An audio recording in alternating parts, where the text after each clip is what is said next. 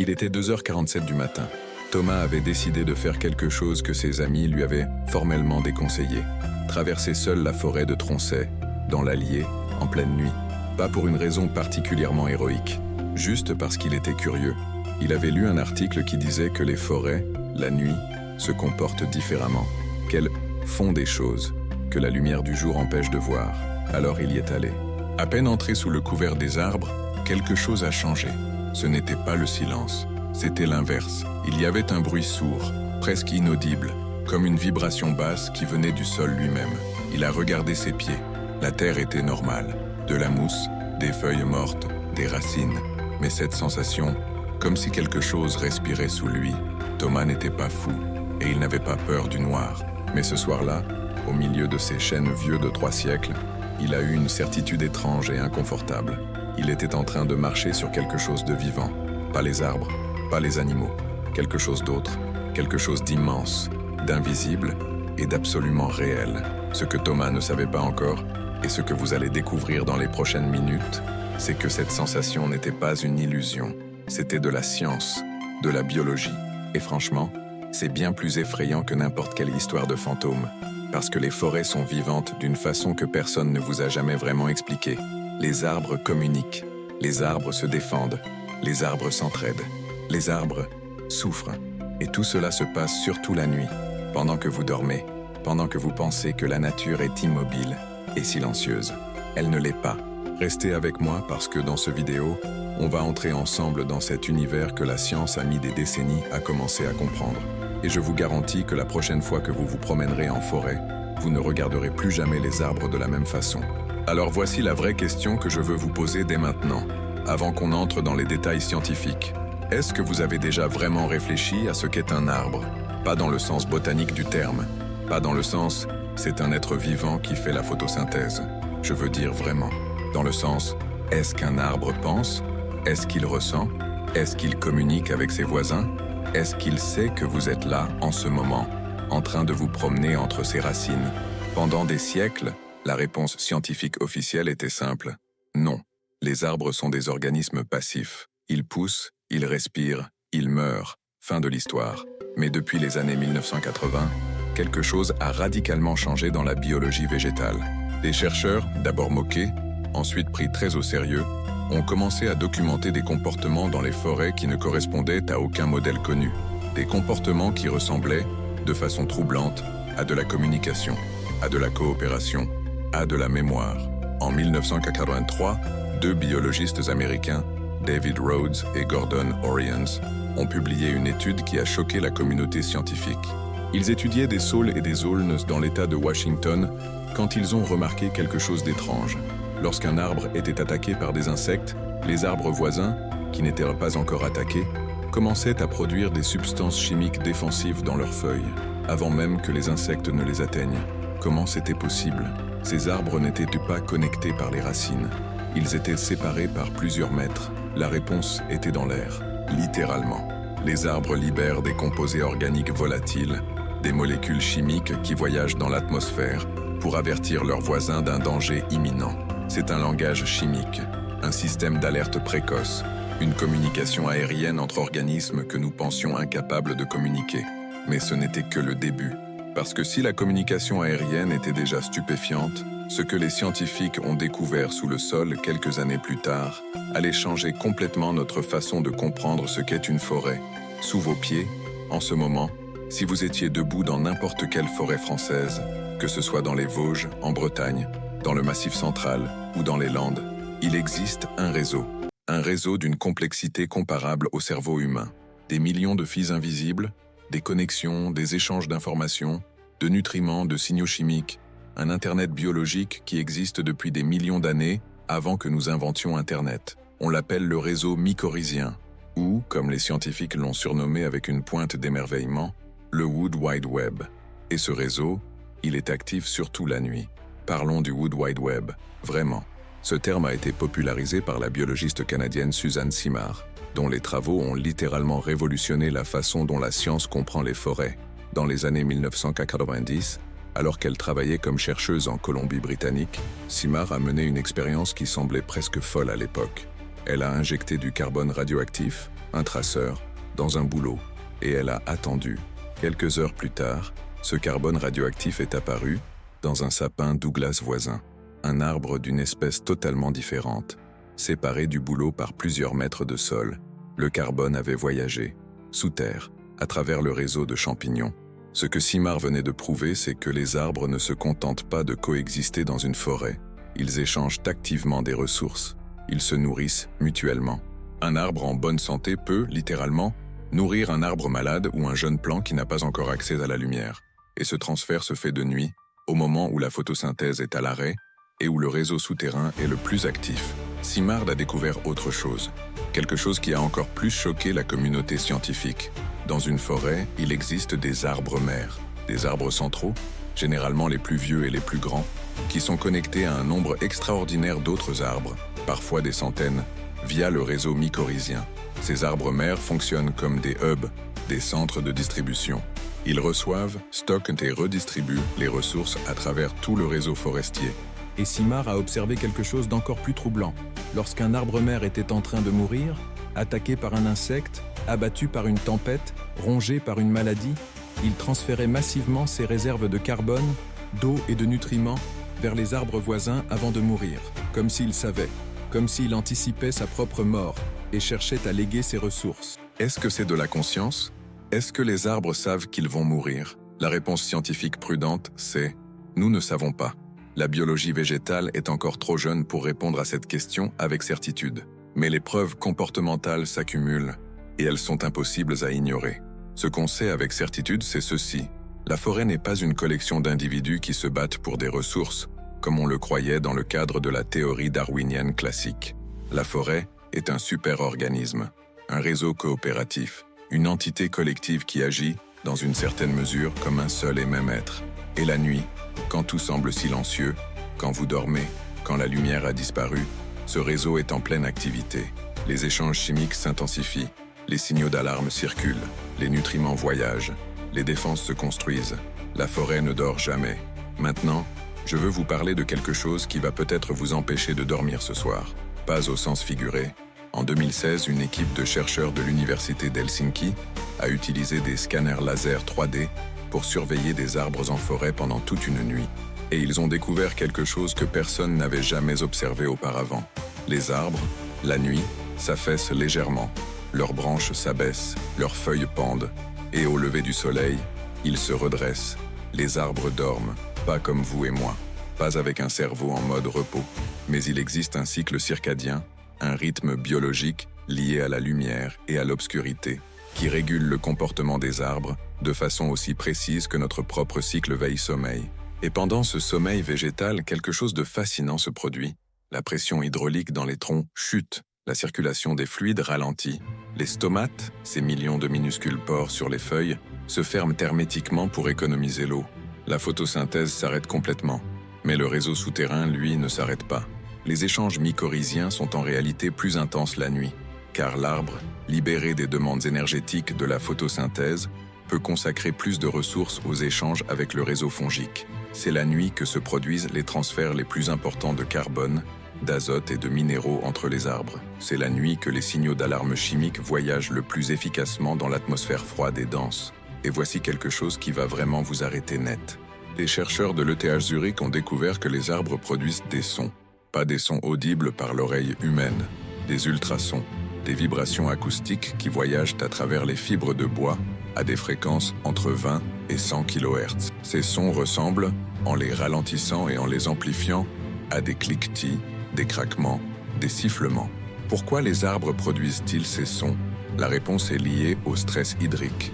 Quand un arbre manque d'eau, les colonnes de liquide dans ses vaisseaux conducteurs, les xylèmes, se brisent, créant des bulles d'air microscopiques. Ces ruptures produisent des ondes sonores ultrasoniques qui se propagent à travers le tronc. C'est une façon peut-être pour le réseau voisin de détecter qu'un arbre est en difficulté, mais certains chercheurs vont plus loin.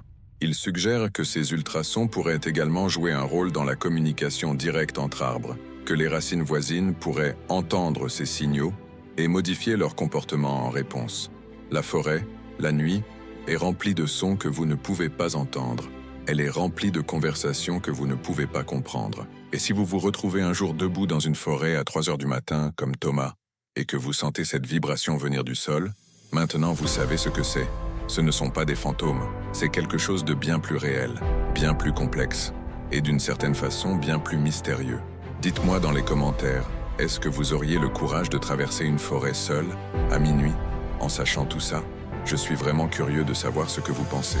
Mais ce que je viens de vous décrire, la communication chimique, le réseau mycorhizien, le sommeil des arbres, les ultrasons, ce n'est que la surface.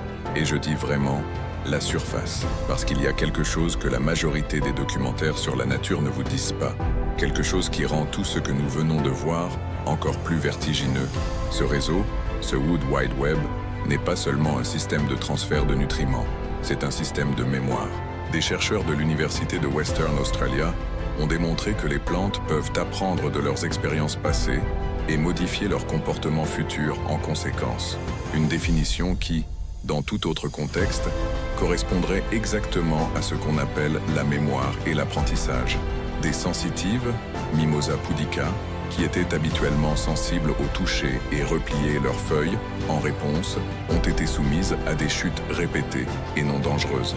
Au fil du temps, elles ont arrêté de replier leurs feuilles lorsqu'elles tombaient. Elles avaient appris que cette chute spécifique n'était pas dangereuse, et elles s'en souvenaient encore un mois plus tard. Un mois, sans cerveau, sans système nerveux, sans aucun organe que nous associons normalement à la mémoire. Maintenant, si une simple sensitive peut apprendre et se souvenir, qu'est-ce que cela implique pour un chêne de 300 ans, pour une forêt entière qui partage ses informations via un réseau souterrain depuis des millénaires? Et voici la question que je veux laisser dans votre tête avant qu'on entre dans la deuxième partie de cette vidéo. Si les forêts ont de la mémoire, si elles communiquent, si elles coopèrent, si elles se défendent et prennent soin de leurs blessés, qu'est-ce que ça dit de nous? De la façon dont nous traitons ces forêts? De chaque arbre abattu, de chaque réseau mycorhizien détruit par un bulldozer, de chaque forêt ancienne transformée en champ de maïs? Est-ce qu'on détruit quelque chose qu'on ne comprend pas encore entièrement? Est-ce qu'on coupe des liens dans un réseau d'intelligence collective dont nous ne faisons peut-être même pas entièrement partie? Ces questions n'ont pas encore de réponse définitive. La science est encore en train de les formuler. Mais dans la deuxième partie de cette vidéo, on va aller encore plus loin. On va parler des cas documentés où des arbres ont démontré des comportements qui défient toute explication simple. On va parler des forêts qui résistent, des forêts qui attaquent, des forêts qui, peut-être, se souviennent de nous. Restez là, vous ne voulez vraiment pas manquer ce qui vient. Et si vous regardez cette vidéo et que vous n'êtes pas encore abonné à cette chaîne, faites-le maintenant, parce que ce qu'on explore ici, c'est exactement le genre de contenu qui ne vous sera jamais enseigné à l'école, qui ne passera jamais au journal télévisé, mais qui change absolument la façon dont vous percevez le monde vivant autour de vous. Ce bouton d'abonnement est juste là. Un clic, et vous ne regretterez pas. Bienvenue dans la deuxième partie.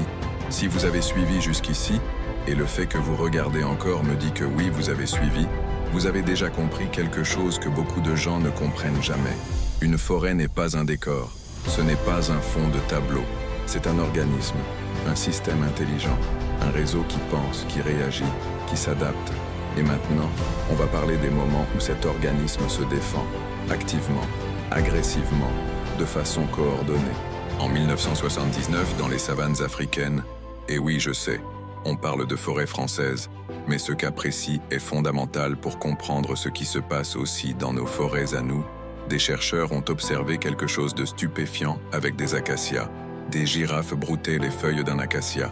Quelques minutes plus tard, cet acacia avait augmenté sa production de tanins dans ses feuilles de façon spectaculaire. Des tanins qui rendent les feuilles amères et difficiles à digérer. Normal jusque-là. C'est une réponse défensive classique. Mais voilà ce qui était étrange.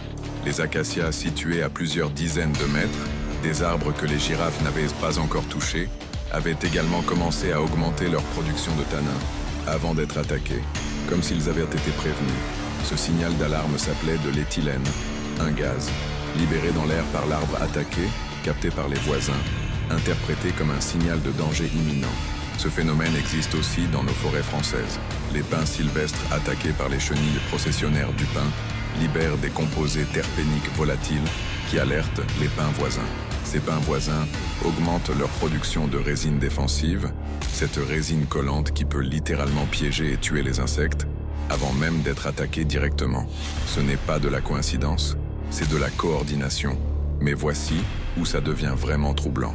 Les chercheurs ont découvert que certaines plantes ne se contentent pas d'alerter leurs voisins de la même espèce.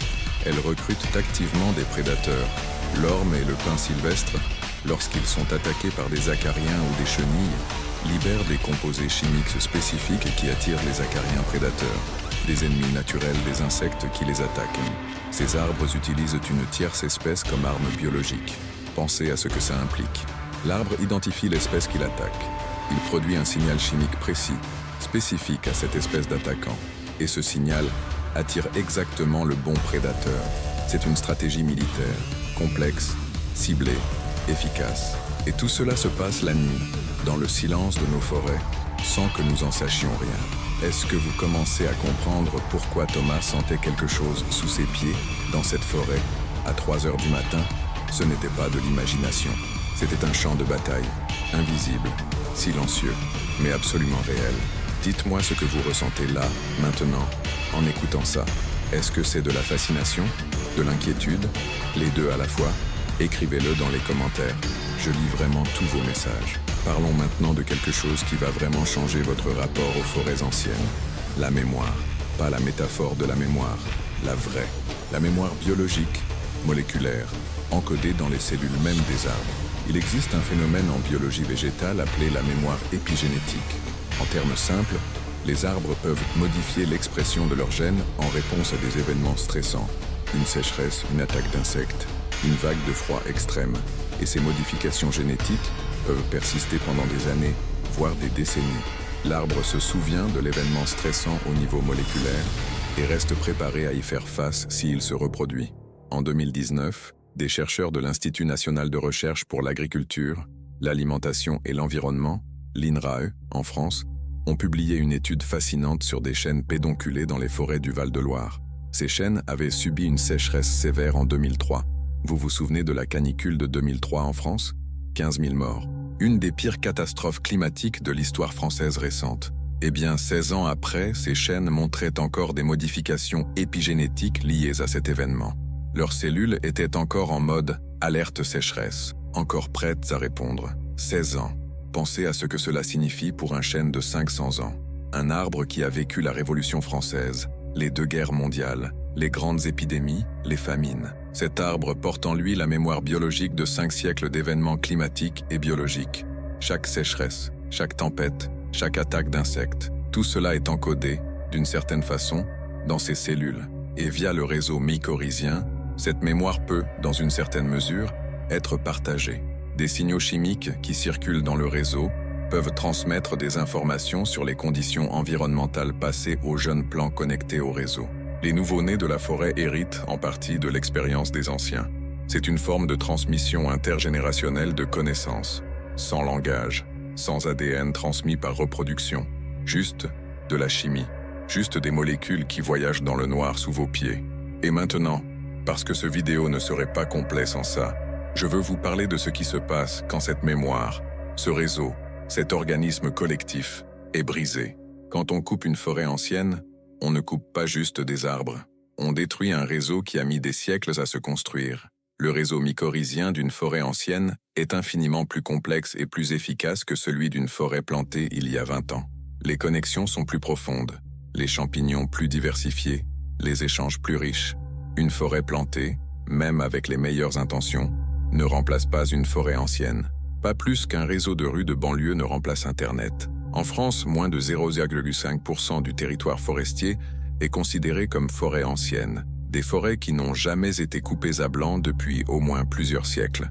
Ces forêts sont des bibliothèques biologiques, des archives vivantes, et elles disparaissent.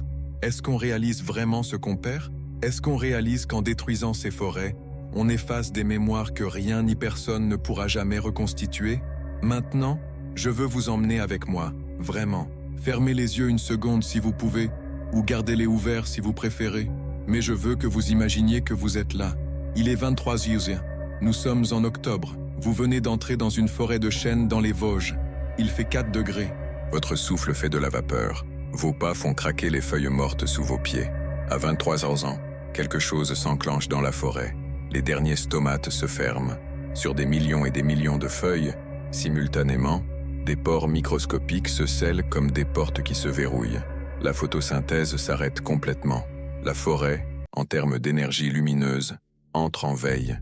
Mais sous vos pieds, le trafic commence. À minuit, 1 heure après votre entrée, les échanges mycorhiziens atteignent leur pic d'activité. Des milliers de tonnes de carbone, de phosphore, d'azote, d'eau circulent en ce moment précis dans le réseau souterrain de cette forêt. Un chêne dominant à votre gauche transfère des réserves carbonées vers un jeune plant de hêtre à 20 mètres de distance qui souffre encore de son été difficile. Un arbre-mère âgé de 400 ans redistribue ses nutriments excédentaires vers 6 autres arbres connectés. Tout cela se passe à 30 cm sous la semelle de vos chaussures. À 1h30 du matin, un insecte, une chenille processionnaire, commence à attaquer un pin à la lisière de la forêt. En l'espace de 10 minutes, cet arbre a libéré un nuage de terpènes dans l'air froid et dense de la nuit. Ces molécules voyagent. Lentement, portées par le léger vent d'est, elles atteignent d'autres pins à 200 mètres de distance. Ces pins commencent à modifier leur chimie interne. Leur production de résine augmente. Leurs feuilles deviennent graduellement plus amères, plus défensives. Vous n'entendez rien, vous ne voyez rien. Mais autour de vous, une guerre chimique silencieuse et coordonnée est en cours. À 3 ans du matin, les ultrasons. Un chêne à votre droite montre des signes de stress hydrique. Ses xylèmes se brisent partiellement sous la pression de la nuit froide. Des ondes sonores à 45 kHz se propagent dans son tronc, imperceptibles pour vous. Mais peut-être, juste peut-être, captées par les racines voisines. À 4h30 du matin, quelque chose d'extraordinaire se produit. Un arbre, un vieux charme à 50 mètres de vous, commence à s'affaisser légèrement. Ses branches s'abaissent de quelques centimètres. Son cycle circadien est en plein sommeil profond. Cet arbre dort, debout, dans le noir. Depuis peut-être 200 ans, chaque nuit, il fait la même chose. À 5h30, la première lumière, imperceptible d'abord, puis une nuance de bleu très sombre au-dessus du canopy. Et quelque chose se passe. Les stomates commencent à s'ouvrir, un à un, puis par milliers, puis par millions. La pression hydraulique dans les troncs recommence à monter. Les branches se redressent. La forêt se réveille. Et vous, vous êtes là, debout dans le froid du petit matin, avec cette certitude absolue et légèrement vertigineuse. Vous avez passé la nuit à l'intérieur d'un être vivant. Un être immense, ancien, et d'une intelligence que nous commençons à peine à comprendre. Je veux m'arrêter une seconde ici. Pas pour vous donner des chiffres, pas pour vous faire un cours, juste pour vous demander quelque chose. Quand vous étiez enfant, et je parie que beaucoup d'entre vous ont ce souvenir, est-ce qu'il y avait un arbre particulier, un arbre dans votre jardin, dans le parc près de chez vous, au fond du terrain de votre école, un arbre que vous aviez peut-être grimpé, sous lequel vous vous étiez assis, contre lequel vous vous étiez peut-être appuyé un jour où vous n'alliez pas très bien? Ce sentiment que vous aviez à ce moment-là, cette sensation de quelque chose de stable, d'ancien, de plus, grand que vous, ce n'était pas de l'imagination, ce n'était pas de la sentimentalité, c'était de la biologie. Vous étiez en contact physique avec un organisme vivant qui respirait, qui communiquait, qui avait une mémoire, qui faisait partie d'un réseau immense et invisible. Vous le saviez sans le savoir. La science des dernières décennies nous dit quelque chose d'important, et je pense qu'il faut l'entendre clairement. Nous avons fondamentalement mal compris la nature pendant des siècles. Nous avons cru que les arbres étaient des objets, des ressources, du bois sur pied, en attente d'être transformés en meubles ou en papier. Nous avons construit des économies entières sur cette incompréhension. Et aujourd'hui, alors que la biologie végétale nous révèle la vérité, que les forêts sont des organismes intelligents, coopératifs, dotés de mémoire et de communication, nous continuons à détruire les forêts anciennes à un rythme que les chiffres rendent difficile à absorber. En France, la forêt couvre environ 31% du territoire. C'est plus qu'il y a un siècle. Bonne nouvelle, en apparence. Mais derrière ce chiffre se cache une réalité beaucoup plus sombre. La grande majorité de cette forêt est gérée intensivement. Des monocultures, des arbres plantés en rangs serrés, tous du même âge, tous de la même espèce, récoltés avant même qu'ils aient le temps de développer des réseaux mycorhiziens complexes. Des déserts biologiques déguisés en forêts. Les vraies forêts anciennes, celles qui ont les réseaux, les arbres-mères, la mémoire, l'intelligence collective que nous venons de décrire, elles se comptent en fractions de pourcentage du territoire. Et pourtant, il existe encore, en France, Des endroits où vous pouvez vous tenir debout entre des arbres de 400 ans et sentir, vraiment sentir, que vous êtes dans quelque chose d'immense et d'ancien. La forêt de Tronchet, dans l'Allier, la forêt de Fontainebleau, la réserve intégrale de la Massane dans les Pyrénées-Orientales, l'une des rares forêts primaires de France protégée depuis 1943, où aucune coupe n'a jamais eu lieu depuis au moins 5 siècles. Ces endroits sont des trésors, pas au sens poétique du terme, au sens littéral. Ils contiennent des informations biologiques, des réseaux, des mémoires, que la science est encore en train d'apprendre à lire. Et chaque arbre de ces forêts qui meurt naturellement, et tombe, et se décompose, et nourrit le réseau, est un chapitre d'un livre que nous n'avons pas encore fini de déchiffrer. Thomas est ressorti de la forêt de Tronchet à 6h12 du matin. Il était entré avec une curiosité. Il est sorti avec quelque chose de différent. Pas de la peur, pas du tout. Quelque chose de plus difficile à nommer. Un respect, peut-être. La sensation physique, presque inconfortable, d'avoir été en présence de quelque chose d'immense et d'intelligible. Pas dans le sens humain du terme, mais d'une intelligence d'une autre nature. Une intelligence ancienne, une intelligence distribuée, une intelligence qui n'a pas besoin de cerveau parce qu'elle est le réseau lui-même. Avant de partir, il a posé sa main sur un vieux chêne. Il ne sait pas pourquoi il a fait ça. Il dit que ça lui a semblé juste. Je pense que beaucoup d'entre vous comprennent ce geste. Voilà ce que je retiens de tout ce que nous avons exploré ensemble aujourd'hui. Et j'espère que vous le retiendrez aussi. La nature n'est pas passive, elle n'est pas un décor, elle n'est pas une ressource à consommer. Elle est un système d'une complexité et d'une beauté que nous sommes encore très loin de comprendre entièrement. Et dans cette complexité, il y a quelque chose qui ressemble à une leçon pour nous, les humains. Les forêts ont survécu des centaines de millions d'années, bien avant nous, bien avant les dinosaures, parce qu'elles ont adopté une stratégie que nous, en tant que civilisation, avons du mal à appliquer, la coopération, le partage des ressources, la protection des plus vulnérables, la transmission de la connaissance aux générations suivantes, la mémoire des erreurs passées. Ce n'est pas de la poésie, c'est de la biologie. Et peut-être, juste peut-être, c'est aussi une philosophie. La prochaine fois que vous traverserez une forêt, n'importe quelle forêt en Bretagne, dans les Alpes, dans les Vosges, en Normandie, regardez les arbres différemment. Pas comme des objets, pas comme un décor. Regardez-les comme ce qu'ils sont vraiment, des membres d'un réseau ancien, intelligent, coopératif, qui a survécu à des crises que notre espèce n'a même pas encore traversées. Et posez-vous cette question, celle que je pose à la fin de chaque vidéo sur cette chaîne. Qu'est-ce que la nature peut nous apprendre sur nous-mêmes? Laissez votre réponse dans les commentaires. Vraiment, ces conversations sont les meilleures parties de cette chaîne. Vos perspectives m'apprennent autant que mes recherches. Et si cette vidéo vous a apporté quelque chose, de la curiosité, de l'émerveillement, une nouvelle façon de regarder le monde vivant autour de vous, alors, faites une chose, abonnez-vous, activez la cloche, partagez cette vidéo avec quelqu'un qui a besoin de voir les forêts différemment. Parce que cette chaîne existe pour exactement ça, pour vous emmener dans les endroits que la science explore et que les médias n'ont pas encore découverts, pour vous montrer que le monde réel est infiniment plus étrange, plus beau et plus mystérieux que n'importe quelle fiction. La forêt vous attend, elle a toujours été là, et maintenant vous savez ce qu'elle fait pendant que vous dormez. Bonne nuit.